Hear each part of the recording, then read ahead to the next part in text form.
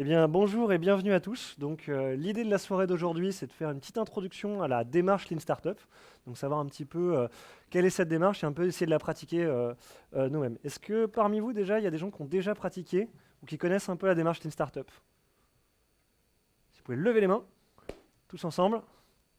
Personne. Super. Eh bien, c'est génial, puisque là, on est vraiment sur une introduction, donc ça va être parfait. L'objectif pour nous ce soir, hein, c'est un objectif partagé, on va essayer de découvrir la démarche, premièrement. Ensuite, on va essayer de la vivre sur un exemple. Donc là, c'est, j'espère, le truc qui va vous intéresser ce soir. Et on va présenter, bien sûr, autour de ça, les grands concepts. Est-ce que ça vous va? Ça tombe très bien. Alors, commençons. Introduction au Lean Startup. Premièrement, on va parler de Lean. Lean, qu'est-ce que ça veut dire? Ça veut dire sans gras. Ça veut dire qu'on va essayer d'avoir le maximum de choses sans gaspillage. Donc, c'est élimination de tout ce qui est autour et qui n'est pas la substance.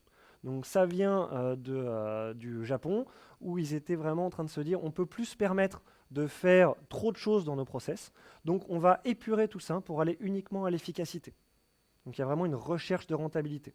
Donc, c'est toute une démarche, toute une philosophie, l'approche Lean, vraiment autour de l'efficacité et de pérenniser l'efficacité. Derrière, on va coller ce qu'on appelle le Lean Startup. Le Lean Startup, ce n'est pas vraiment une approche Lean. On va voir un petit peu pourquoi. On ne va pas parler d'élimination de gaspillage. Ils ont repris un peu le terme pour se dire on est dans une philosophie agile, on a une philosophie où on cherche à améliorer les choses et à le faire de façon la plus simple possible. Donc c'est en ce sens-là qu'on a repris Lean Startup, mais il ne faut pas confondre, ce n'est pas un type particulier de Lean, c'est vraiment une autre méthode, une autre approche. Donc très très différent. Le Lean Startup, ça a été créé en 2008 par ce monsieur qui est Eric Ries, qui a écrit un livre sur la méthode. En fait, lui, il a créé plusieurs startups.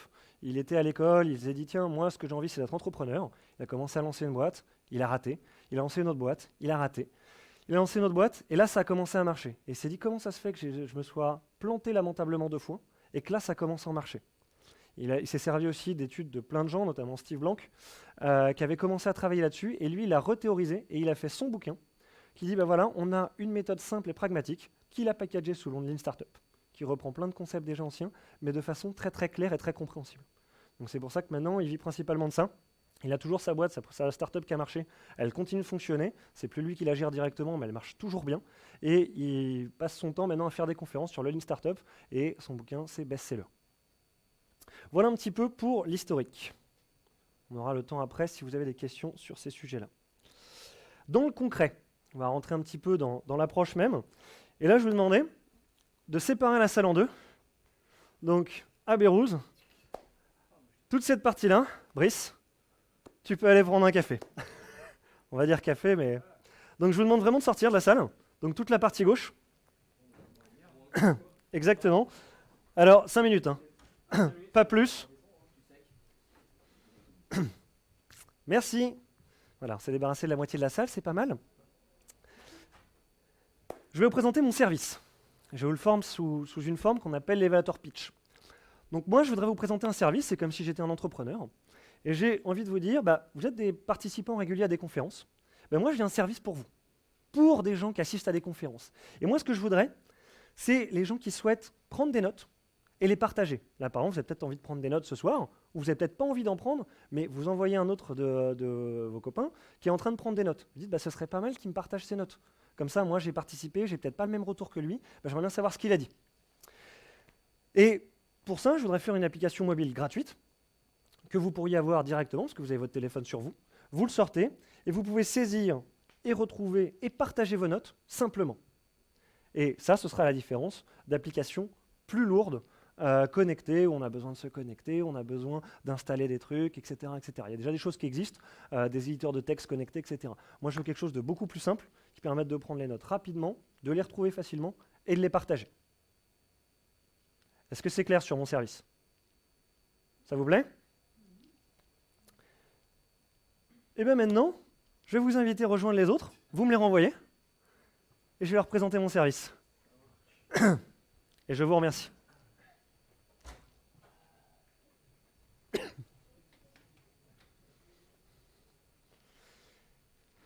C'est le moment de la conférence où je me retrouve tout seul. Ce qui ne devrait pas poser d'énormes problèmes.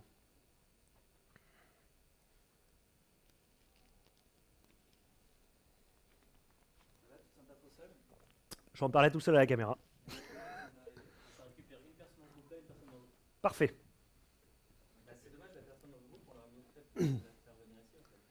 Alors, est-ce que tout le monde est là? Pas encore. Très bien. Bon, on va les faire venir. Donc en fait, ce que je voulais faire, c'était vous présenter mon service.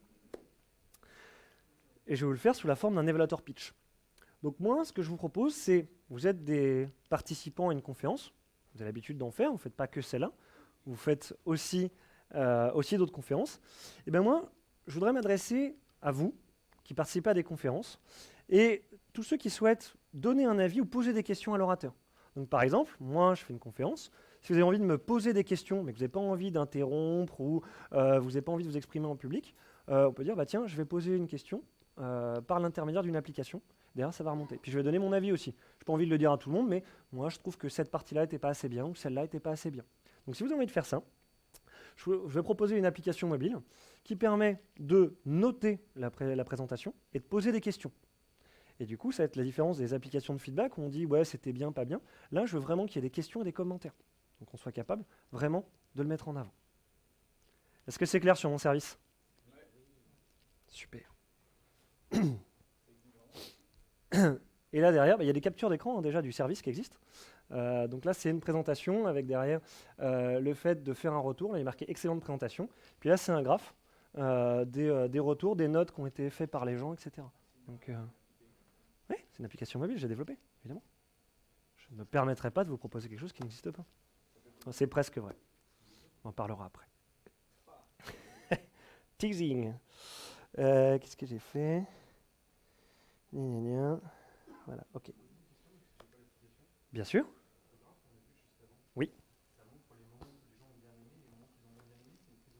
Exactement, c'est tout à fait ça. Tout à fait ça. Donc vous pouvez en temps réel, c'est vrai que ce n'était pas tout à fait précisé, je vous remercie d'avoir posé cette question, ça va permettre en temps réel de poser une question, donner un avis, dire cette partie-là j'aime bien, cette partie-là j'aime moins.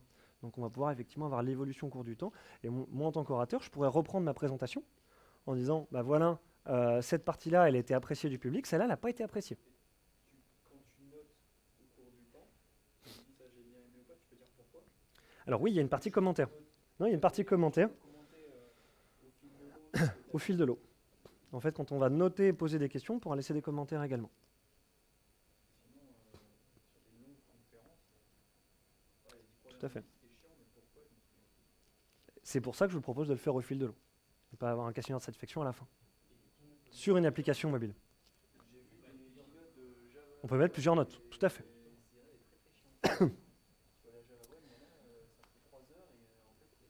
On va attendre maintenant le retour des autres. Je vais donc les chercher. Bérouz ?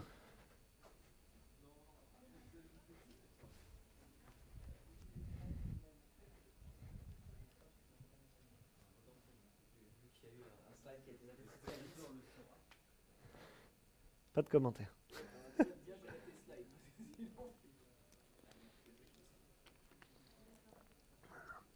Il y avait deux fois le même chose. Nous reprenons donc tout le monde. Après cette pause bien méritée. Très tôt dans la soirée. Bonjour.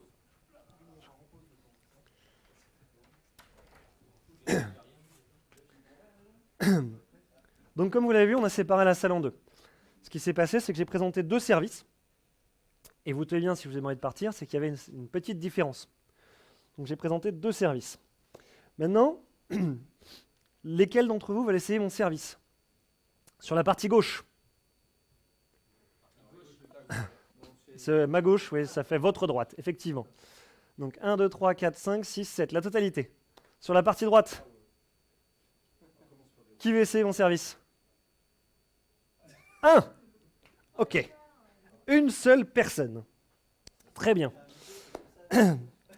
Donc en fait, j'ai fait l'exercice, j'ai présenté deux choses différentes. C'était deux services complètement différents, qui étaient un peu sur la même base, mais avec deux orientations différentes. Une première orientation qui était orientée participant. Donc c'était la partie droite, si je ne m'abuse, donc de ce côté-ci. Celui que personne ne veut essayer, c'était une application mobile qui permet de prendre des notes et les partager pendant la séance. Et après, j'ai fait une autre orientation, une orientation plutôt orateur, où là, on va pouvoir noter au cours du temps et donner un feedback à l'orateur régulier. Donc poser des questions et lui donner une note au cours du temps en disant bah, ça c'était bien, l'intro j'ai bien aimé, cette partie-là j'aime moins, etc. etc. Voilà. Donc ça derrière, c'est le concept de l'A/B test, ce qu'on appelle l'A/B test. Le principe de l'A/B test c'est ça, on va avoir des utilisateurs et on va en fait proposer deux services différents, un qu'on nommera A et l'autre qu'on appellera B. Et on va pouvoir faire des hypothèses et vérifier celui qui plaît le plus. Dans notre cas, c'est clairement la version orateur qui a plu. Donc là, on saura que cette orientation-là, elle va plus plaire au public. Attention à cet outil-là, suivant le public qu'on a, la question qu'on pose, etc., ça peut être dévoyé. Donc attention à ne pas trop rester sur le côté A/B test. Mais ça, en informatique, si on a un logiciel et qu'on a un flux d'entrants, par exemple sur Internet, c'est très facile de mettre en place ce genre de mécanisme. Donc c'est quelque chose qui va être facilement utilisable. On peut aussi, là dans l'exemple, ça peut être un exemple concret, où on se dit, dans un hôtel, on va mettre un panier de fruits, un panier de bonbons à tous les nouveaux arrivants, on fait la moitié des chambres en fruits, la moitié des chambres en bonbons, et après derrière on mesure, on voit ceux qui ont été mangés ou pas, et un questionnaire de satisfaction pour les clients. Donc ça va être sur la même logique, on dit qu'est-ce qui est préféré, qu'est-ce que nos utilisateurs veulent, et on va le tester comme ça. Donc l'objectif de l'A/B test, c'est quoi? C'est de mesurer les préférences utilisateurs et c'est de valider une hypothèse. Le point qui est intéressant à retenir, c'est que c'est temporaire. On fait une hypothèse, on mesure les choses et après on en tient une décision. Ok? Donc là, dans notre cas, c'était des participants à une conférence ont prêté une application pour donner leur retour aux orateurs. J'ai l'impression qu'elle est validée. On a bien deux applications à peu près similaires, une orientée participant, une orientée orateur. Celle qui est orateur a beaucoup plus de succès. Cette hypothèse va pour moi être validée. Donc moi, en tant qu'entrepreneur, je sais que cette hypothèse-là, elle a du sens et elle risque de trouver un public. Ok? Ce qu'il faut voir, c'est que le Lean Startup, ça va tourner énormément autour de ce genre de choses, autour de l'analyse des données. On va commencer toujours par des hypothèses, et on va les confronter au marché, aux clients. Dire, voilà ce que je pense, est-ce que c'est vrai, est-ce que c'est pas vrai? Donc il va falloir recueillir des données et les analyser. On a énormément de choses qui vont tourner autour de ça en Lean Startup. Ça va être le cœur du Lean Startup, c'est les données et les données réelles du marché. Le principe, c'est de ne pas naviguer à vue. Je ne sais pas si vous connaissez le jeu de la piñata. J'ai sûrement un client, je ne le regarde pas, je mets mon bandeau sur les yeux et je vais essayer de taper au plus juste. Mais je ne sais pas où il est. À peu près, je connais la direction, mais je ne sais pas vraiment où. Là, on va essayer de s'enlever le bandeau et de se dire, voilà, on regarde où est la piñata, c'est où notre cœur de cible et on va aller vers là. Ok? Un point qui est intéressant autour de ça, on reste toujours dans le domaine de la violence, c'est une phrase de Steve Blank qui citait Mike Tyson. Donc Steve Blank, c'était la personne dont je vous parlais tout à l'heure, qui était un des professeurs d'Eric Rice, qui a mis en place... c'est pas le même combat. Il est très très récent, j'ai plutôt tapé dans l'actualité. Tu peux nous dire qui c'est? C'est Pacquiao Mayweather. C'est le combat du siècle il y a quelques mois maintenant. Qui était un peu ennuyeux d'ailleurs comme match, mais voilà. C'est ça. Bref, Steve Blank, un monsieur qui a travaillé pendant longtemps sur, il faut revenir sur les besoins utilisateurs. Il a développé toute une méthode autour de ça, et parmi ses élèves, il y avait Eric Rice. Et Eric Rice, derrière, a développé cette partie Lean Startup sur ces principes-là. Et Steve Blank, il citait souvent Mike Tyson, et il disait, tout le monde a un plan, jusqu'à ce qu'on se prenne un coup de poing dans la figure. Et il mettait ça c'est le business plan. On fait un business plan, dans notre coin, on dit, voilà, là, je sais que j'ai mes clients, ensuite, là, j'ai fait tel truc, là, je récupère mon argent, là, j'ai financé, etc., etc. Et puis, dès qu'on arrive dans la réalité sur le terrain, le business plan, on peut le jeter à la poubelle. Rien ne se passe comme prévu, et c'est là où on s'effondre. Et c'est encore plus vrai sur les startups. Donc, on va essayer de se dire, et c'est là où on rejoint des principes agiles, arrêtons d'essayer de tout penser à l'avance, puisque de toute façon, des choses qu'on n'a pas prévues arriveront. Donc, plutôt que de tout préparer, d'essayer de tout anticiper et de se prendre le mur, eh ben, on va aller directement voir le mur et essayer de voir comment on peut construire autour. Ensuite, on va avoir une notion intéressante qui s'appelle le MVP. Le MVP, c'est ce qu'on appelle le Minimum Viable Product. C'est le plus petit produit possible, celui qui va demander le moins d'efforts, qui va nous valider une hypothèse, donc on reste toujours sur une hypothèse à valider, et qui va être mesurable. L'idée, c'est de se dire, mon MVP, il va pouvoir me dire, oui, on est dans la bonne direction, non, on n'est pas dans la bonne direction. Et c'est très important de se dire, le MVP, ce n'est pas un sous-ensemble d'un produit. Ce n'est pas la première brique, et de toute façon, je construirai ma maison. Le MVP, c'est la première brique qui me permet de valider mon hypothèse et de savoir si je vais dans la bonne direction ou si je dois me réorienter. Et là encore, on retrouve des principes agiles. On fait une première itération, on apprend, et là, on se réoriente. C'est vraiment un outil pour décider, le MVP. Donc voilà comment ça va se matérialiser. On va avoir un premier MVP, et à chaque étape, on va valider ou non notre MVP, et on va apprendre. Donc ça va vraiment être un outil d'apprentissage régulier. Se dire, voilà, j'ai fait ça, oui, non, pourquoi ça a planté, pourquoi c'était à moitié bien, pourquoi c'est vraiment bien. Et jusqu'à ce qu'on ait un produit complètement fini, un minimum marketable product, qu'on pourra lancer sur le marché et dire, bah là, on a quelque chose de cohérent, complet, qui répond à un ensemble d'hypothèses. J'ai validé l'ensemble de mes hypothèses. Okay. Et si on reprend l'univers startup, on a la petite graine qui va pousser petit à petit. Et on va vraiment faire évoluer les choses. Et notre plante, on ne va pas définir tout de suite combien de feuilles elle aura, vers où elle va pousser. Ça va se définir petit à petit. On va faire notre arbre complet avec ça. On a souvent aussi l'image de véhicules. Mais là, on est vraiment sur un côté, je veux que vous reteniez, des hypothèses qu'on valide jusqu'à construire un ensemble cohérent qui valide un ensemble d'hypothèses. C'est bon pour vous? Alors, dans notre exemple, je vais faire une hypothèse. Je vais dire que des participants à une conférence sont prêts à utiliser une application pour donner leur retour aux orateurs, ce qu'on a essayé tout à l'heure en A/B test, mais juste par un questionnaire. Et bien du coup, moi, je pourrais faire une application mobile qui récolte la note des participants au fur et à mesure, juste par un envoi d'email. Donc ça pourrait être un de mes MVP. Je dis, je fais une application mobile, vous n'avez pas besoin de vous y connecter. Dès que vous appuyez sur un bouton, vous avez de quoi mettre un commentaire, une note. Et derrière, ça m'envoie un mail et après, je peux agréger les mails. Je sais déjà si vous l'utilisez et je peux déjà exploiter des retours. Ce n'est pas le plus simple, ce n'est pas la version aboutie, mais ça me permet de valider mon hypothèse. Est-ce que ça, cette version simpliste, est-ce qu'elle sera utilisée, est-ce qu'elle aura du sens? Donc ça va être intéressant pour moi. Derrière, je dois pouvoir mesurer.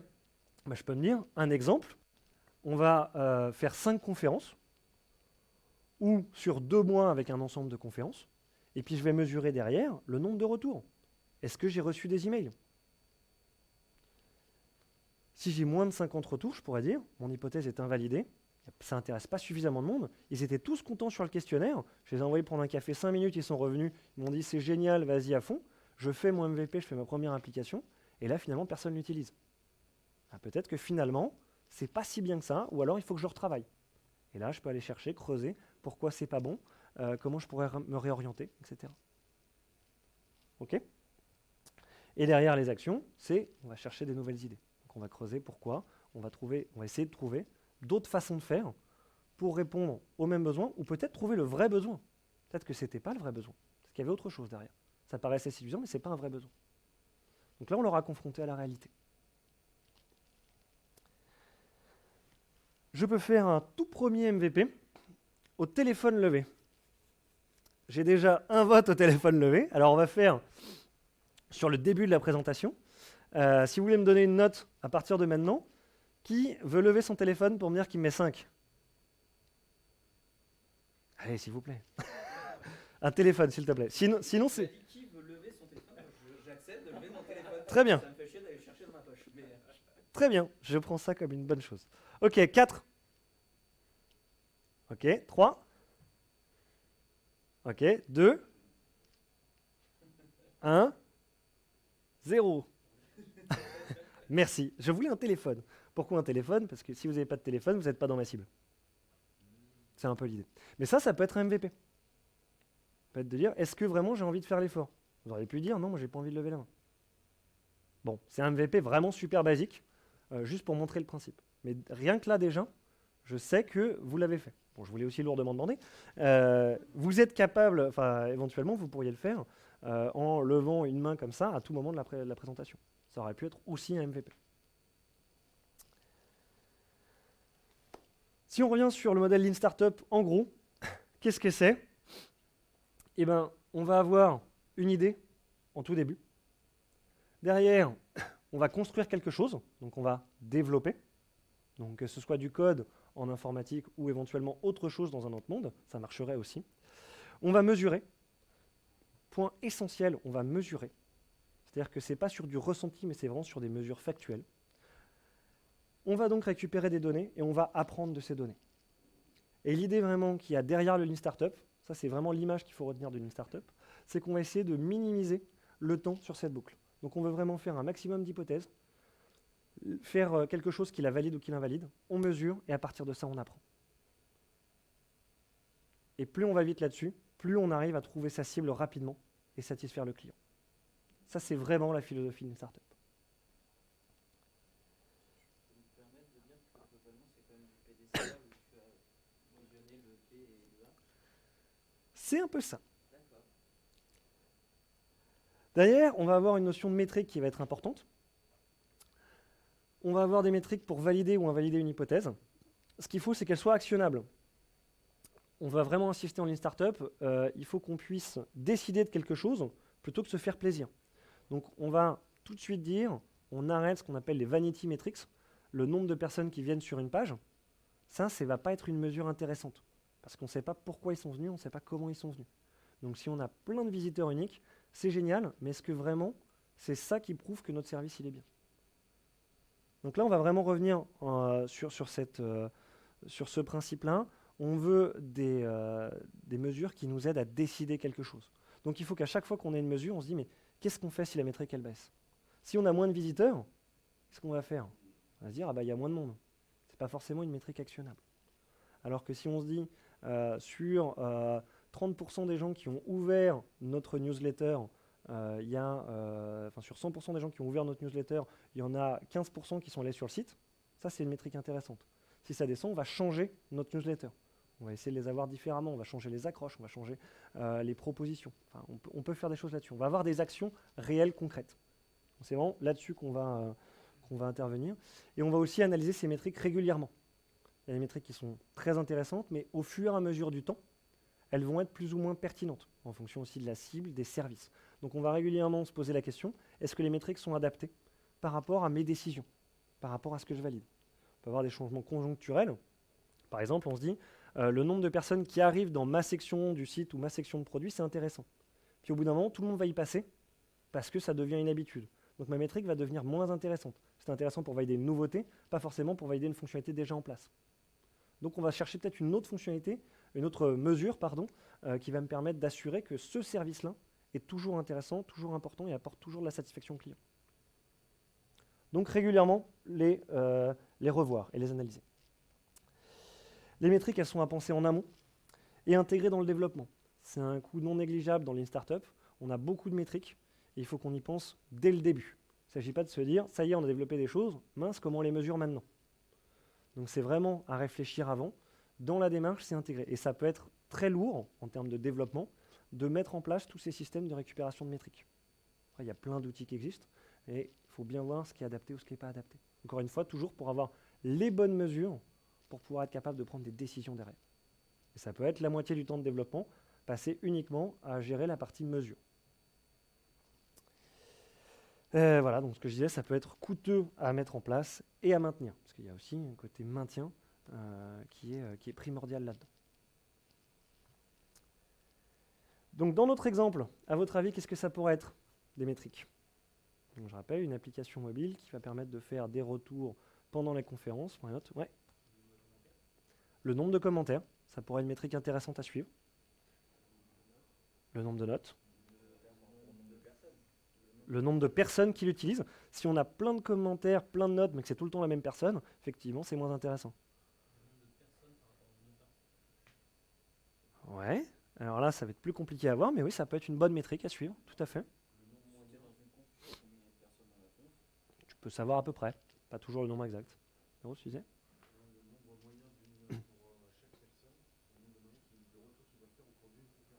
Ouais, ça peut être intéressant. La moyenne par personne, ouais. Est-ce qu'il utilise une fois et il range son téléphone, ou est-ce qu'il utilise régulièrement parce qu'il a un intérêt à dire bah, là oui, là non, là oui, là non. Exactement, qui suit la conférence avec. Ça peut être une très bonne métrique. Ouais. Je ne sais pas si j'en avais. Ouais. Je disais par exemple, un des outils, ça peut être aussi de faire des sondages à main levée. De dire, bah voilà, est-ce que ça vous a plu, est-ce que vous l'utilisez, est-ce que à la fin d'une conférence, par exemple, on peut dire est-ce que vous l'avez utilisé ou pas. En plus des métriques, on peut rajouter des choses comme ça, ou des sondages, où on va rentrer plus dans le détail, des enquêtes, dire est-ce que vous l'avez utilisé, comment vous l'avez utilisé, qu'est-ce qui vous manque, etc., etc. Ça, c'est souvent aussi des choses qui sont employées en entreprise. On va aller directement voir les utilisateurs et on va leur poser les questions directement pour récupérer des métriques qui ne sont pas forcément récupérées automatiquement. Par exemple, Net Promoter Score, pour ceux qui n'auraient pas entendu la remarque de Sébastien. Donc ça, c'est vraiment le cœur d'une Lean Startup, ce que je vous disais, c'est les métriques, analyser les métriques, se poser la question, est-ce que ce qu'on fait est dans la bonne direction? Donc si vous retenez ça, je suis content.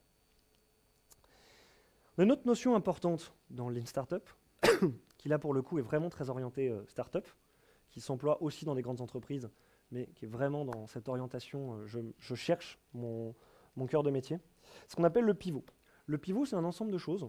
C'est de se dire, si mon produit ne répond pas à une demande, peut-être falloir que je change ma façon de faire. Donc chercher de nouvelles idées, on disait, mais ça peut se faire de différentes façons. On appelle ça pivoter, c'est très simple. L'image, c'est je suis dans une direction, bah, je me réoriente, donc je pivote. Je change ma façon de faire. Ce qui est mis en avant dans Lean Startup, c'est qu'on peut, par exemple, changer de stratégie sans changer de vision. On se dit, bah, on ne va pas adresser, par exemple, la même cible. Moi, je m'adressais à des participants à une conférence. Peut-être que je peux m'adresser à des participants dans une école, des gens qui donnent des cours, pour des intervenants externes, par exemple, dans des facultés. Ça peut être ça, change de cible. Donc là, ça va être le segment client. La partie au-dessus, que j'ai un peu zappé avant, c'est ce qu'on appelle le zoom in ou zoom out.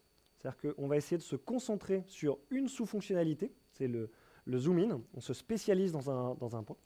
Et le zoom out, c'est au contraire, on va généraliser. On faisait quelque chose qui était peut-être trop ciblé, et bien peut-être qu'on pourrait faire des choses plus génériques.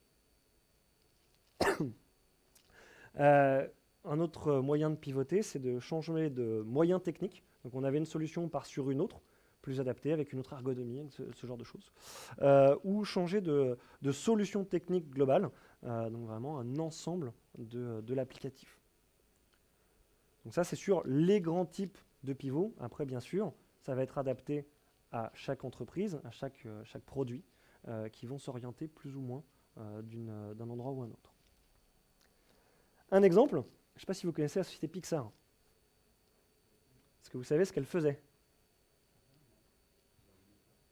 Des ordinateurs, tout à fait.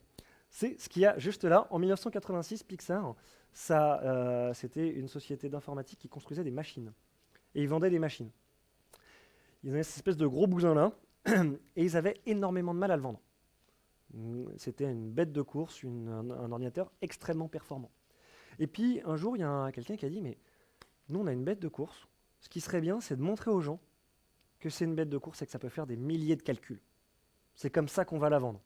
Et pour faire ça, je vais faire une petite vidéo avec des effets de lumière magnifiques qui sont impossibles à faire sur des ordinateurs qui ne sont pas puissants. Et ils verront que ce genre de vidéos, on ne peut pas les faire sur des ordinateurs qui ne sont pas puissants. Du coup, les gens ils achèteront notre machine qui est vraiment puissante. Et ils ont fait ce petit film qui s'appelle Luxo Junior, avec une petite lumière qui se baladait. C'était la petite lumière et la grande lumière, papa-maman, et qui se baladait. Et cette vidéo a extrêmement bien marché. Par contre, ils n'ont pas vendu plus de machines. À tel point qu'il y a un moment, la société Tropicana est venue les voir. Elle a dit, j'aime bien votre vidéo, est-ce que vous ne voudrez pas nous en faire une pour nos publicités? Et là, ils ont fait de la publicité. Ils ont fait un premier encart publicitaire et ils ont fait cette petite vidéo grâce à leur super machine, super calcul, etc. Ils ont fait une super vidéo. Puis après, ils se sont reposés la question, mais en fait, notre cœur de métier, ce serait quoi? On n'arrive pas à vendre nos machines, on va quasiment déposer le bilan, ça nous coûte extrêmement cher, et par contre, on nous achète une fortune, nos vidéos. Mais ils ont pivoté, et après, derrière, ils ont fait des films. Ce qui est assez éloigné de leur premier métier, de leur métier de base. Et là, on est vraiment sur une entreprise qui s'est cherché, qui a essayé de trouver ses clients, qui les a pas trouvés par un concours de circonstances. Ils se sont dit, bah tiens, finalement, par hasard, ce qui marche, c'est ça. Bah, on va plutôt aller là. Et donc, ils ont pivoté, ils ont réorienté leur cœur de métier, et maintenant, ils font plus que des films. Voilà pour la petite histoire d'un exemple de pivot. Il y en a plein d'autres. Ça, c'est un exemple que je trouve assez parlant. Sur notre exemple, bah, pour l'instant, moi, je vous ai proposé des prises de notes et questions aux orateurs. Et bah, je pourrais très bien pivoter, éventuellement, si le besoin s'en fait sentir ou que je vois que ça ne marche pas. Je vais pouvoir avoir plusieurs pistes. Je pourrais avoir un système de sondage interactif. Je me dis, bah, tiens, je leur permets de faire des commentaires. Bah, je pourrais avoir un slide où je dis, quel est votre avis? Et en temps réel, il me remonte votre avis que vous avez lancé. Je dis, bah voilà, on voit que 30% de personnes dans la salle, plutôt que de vous faire lever les mains. Si j'ai par exemple 200 personnes, ça pourrait arriver, on ne sait jamais. Si j'ai 200 personnes, sur le téléphone et direct en temps réel, j'ai mon camembert qui se remplit. Ça pourrait être intéressant. Et derrière, j'ai le système qui pourrait suivre. Ça pourrait être un type de pivot. Je pourrais aussi évaluer les orateurs. Je pourrais avoir des organisateurs d'une conférence qui me disent, moi je veux l'utiliser, je veux pouvoir le suivre en temps réel, et derrière je dis, lui il est bon, lui il n'est pas bon. Et je vois le suivi. Derrière, je suis capable de les évaluer, puisque j'ai les notes en temps réel de tout le monde. Je pourrais avoir le système de partage de notes, compte rendu et avis sur une conférence. Donc là, on pourrait dire, je donne des notes régulièrement, je fais mes commentaires, etc. Et je le partage avec tout le monde. Je pourrais également faire des profils de conférences suivies pour une personne. Je dis, bah, je l'ai vu, il a commenté cette conférence-là, celle-là, celle-là, celle-là, donc il était là. Donc lui, il aime bien ce type de conférence, puisque je l'ai vu à chaque fois, il a noté. Là, il a noté extrêmement bien ce type de conférence. Donc moi, je vais pouvoir lui faire des pubs, je vais pouvoir lui proposer ou le mettre en relation avec des conférences qu'il apprécie. Donc, je vais pouvoir faire de la pub ciblée sur ces gens-là qui se sont exprimés et qui suivent les conférences régulièrement. Donc, je vois si quelqu'un va à toutes les conférences Lean Startup, la prochaine qui arrive, hop, direct, je lui vends le truc. Je lui dis, il y en a une là, est-ce que tu veux y aller? Après, il est libre, hein, mais au moins, on aura pu déceler ce besoin avec ça. Donc ça, c'est des exemples de pivot. Je pourrais tout à fait me dire, je réoriente mon marché sur ces besoins-là. Pour l'instant, il n'y a pas besoin, j'ai quasiment eu ma moitié complète, sans MVP. Donc, si on reparle un petit peu de tout ça, on va essayer d'identifier le besoin, penser la solution, identifier le minimum viable product, définir les mesures associées, le construire, mesurer, tout ça pour décider. Et on va faire ça de manière itérative. Donc là, on est dans la philosophie d'une startup. On voit le truc, une idée, on construit, on mesure et on apprend. Et toujours dans cet ordre-là. Donc, je vous le redisais sur le business plan. Si on fait l'allégorie, qu'on la pousse un poil plus loin, qu'on a la box, on va avoir d'abord, je crois que j'ai mis des petites flèches, on va d'abord s'entraîner. On s'entraîne dans notre coin, on commence à avoir des idées, des hypothèses. Derrière, on va faire des tests proches de la réalité. Ça va être un peu notre A/B test, on va faire du sparring partner, on a une condition presque réelle. Derrière, on va confronter réellement la réalité. On va faire les premiers adversaires. On va voir ce que ça peut donner. On va se prendre des coups. Il y a des choses qui vont marcher, qui ne vont pas marcher, qui marchaient très bien sur nos sparring partners en test. Finalement, dans la réalité, ça ne marche pas du tout. Une esquive qui a été hyper bien travaillée, mais en fait, elle ne marche pas du tout sur les vrais adversaires. Donc derrière, on va analyser et on va repartir. On analyse, on reprend ces mesures-là, on a vu ce qui marchait, ce qui ne marchait pas. On analyse, on s'entraîne pour être plus performant, meilleur dans cette stratégie-là. Pareil, on va repartir sur le monde connu du sparring partner, les A/B tests en environnement clos, un peu plus clos, et on va le confronter à la réalité complète. Les A/B tests, on peut les faire aussi en match réel, hein, bien sûr. Donc voilà, on va vraiment être dans cette démarche de je pense quelque chose, je construis, je le mets en pratique, j'analyse ce qui s'est passé dans la réalité, et je boucle. Vraiment là-dessus. OK ? Derrière, l'objectif final d'une startup, et pourquoi on appelle ça, pourquoi ça reste particulièrement startup, c'est que l'objectif réel derrière, c'est de valider un business model. C'est pas de créer des produits, c'est de valider un business model, se dire est-ce que ce que j'ai envie de faire, ça répond au client et que c'est viable pour moi. Donc on a un paquet d'outils comme ça. Là, c'est le business model Canva. C'est une approche systémique où on va pouvoir montrer les problèmes, les solutions. Le cœur du truc, le 3, c'est la proposition de valeur. C'est ce que la startup va mettre en avant. Et derrière, on a tout un ensemble de choses qui sont sur nos concurrents. Donc on va avoir les éléments qui nous permettent de voir nos clients, les segments de nos clients, les désavantages concurrentiels, nos revenus, nos coûts. Et derrière, on va construire un peu tout ça. Et ça va être un système, c'est-à-dire que ça va évoluer au fur et à mesure de nos hypothèses, au fur et à mesure de nos avancées dans notre construction. Une fois qu'on a un business model qui est viable, on va sortir un petit peu du monde de la startup et on va industrialiser dans un mode vraiment entreprise. Donc l'idée, c'est vraiment de se dire, je valide mon business model. Une fois que j'ai un système qui est à peu près stable, où je sais que je peux gagner de l'argent, que je réponds à une vraie demande, là, on va sortir du modèle startup, on rentre dans le monde entreprise. On peut toujours garder cette philosophie-là, mais on ne va plus pivoter sans arrêt et faire une entreprise qui évolue tout le temps. Parce qu'on aura validé les éléments. Vraiment. Et ça, j'insiste encore, hein, c'est une vue système, c'est-à-dire que c'est quelque chose qui va bouger sans arrêt. Nos problèmes, nos propositions de valeur, ça va évoluer au fur et à mesure des hypothèses. Okay. Il y a un certain nombre d'outils qui ressemblent à ça, qui permettent de répondre aux mêmes problématiques avec des éléments un petit peu différents, mais vraiment toujours dans la vue systémique. Qu'est-ce qui ferait tourner mon business model? Est-ce que je réponds bien à mes clients? Et qu'est-ce que j'ai tout autour qui me permet d'avoir un avantage, un désavantage, etc. OK. Juste un petit point. Donc notre exemple s'était inspiré d'une vraie application qui s'appelle Speechio, qui est des gens qu'on connaît, qu'on a notamment utilisé au Scrum Day pendant l'organisation. C'était pas tout à fait ça, ils se sont cherchés un petit peu. Là, c'est plus sur prise de notes et partage de notes. Maintenant, ils ont pas mal évolué. Au tout début, ils ont commencé sur un autre modèle, qui était d'utiliser les téléphones portables comme micro lors des conférences. C'est-à-dire que la fin de la session, l'orateur posait des questions. Il n'avait pas forcément une super catchbox comme on a ici. Et surtout sur des grandes conférences, il disait on a du mal à passer les micros. Et du coup, chacun a un téléphone portable. L'idée, c'était de se brancher sur un système de son unique. Et chacun, avec son téléphone, était capable de dire moi, j'ai une question. Et là, on l'entendait parfaitement. Tout le monde l'entendait parfaitement. C'était branché sur le système de son global. Pour des raisons techniques et d'audience, ils se sont dit ça ne marche pas. Donc, ils ont pivoté et ils sont revenus sur un système de partage de notes temps réel avec bookmark et envoi vers Twitter. Donc, une prise de photos, etc. Voilà, qui marche un petit peu. Voilà, donc c'est basé sur un exemple réel que j'ai modifié pour la présentation, mais vraiment dans l'idée, c'est des choses qui est appliquées au jour le jour. Je l'ai peut-être dit tout à l'heure, mais je le redis.